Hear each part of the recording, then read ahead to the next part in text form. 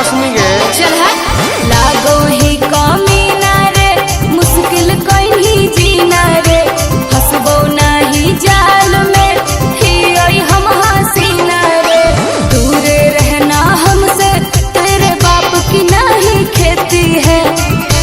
दूधू बोलने के बाद जैसे छाली देती है। अच्छा दूधू बोलने के बाद जैसे छाली देती है। तो क्या छोड़ी पटाने से पहले तो गाली देती है।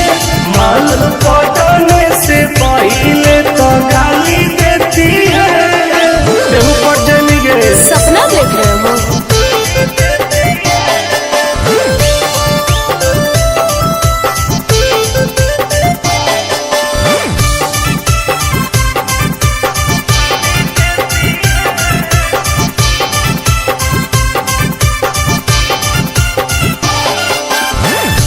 भी पढ़ाई छौरा प्यार के पहाड़ा।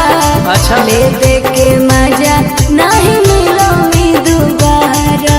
अरे मिलम गे। चल झूठा सती सवितरी छोड़ी बनो ही अनेर गे। तोहर तो गलिया छुअले हो तो लइका ढेर गे।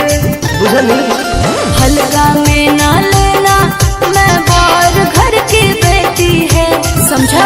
सूरज उगने से पहले जैसे लाली देती है। तो छोड़ी पटाने से पहले तो गाली देती है।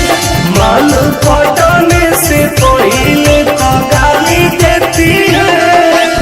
देगी ही।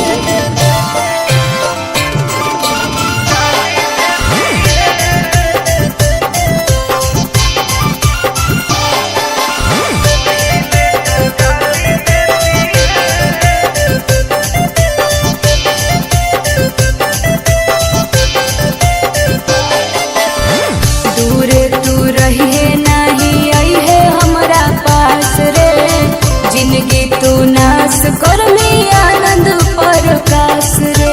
विश्वास कले ना कर ओई बहु अपना पावर में तो घट जैतौ घाटाना। तुम के नहीं जानो हो ही रहो हो कोई पटना। मैं क्या करूँ?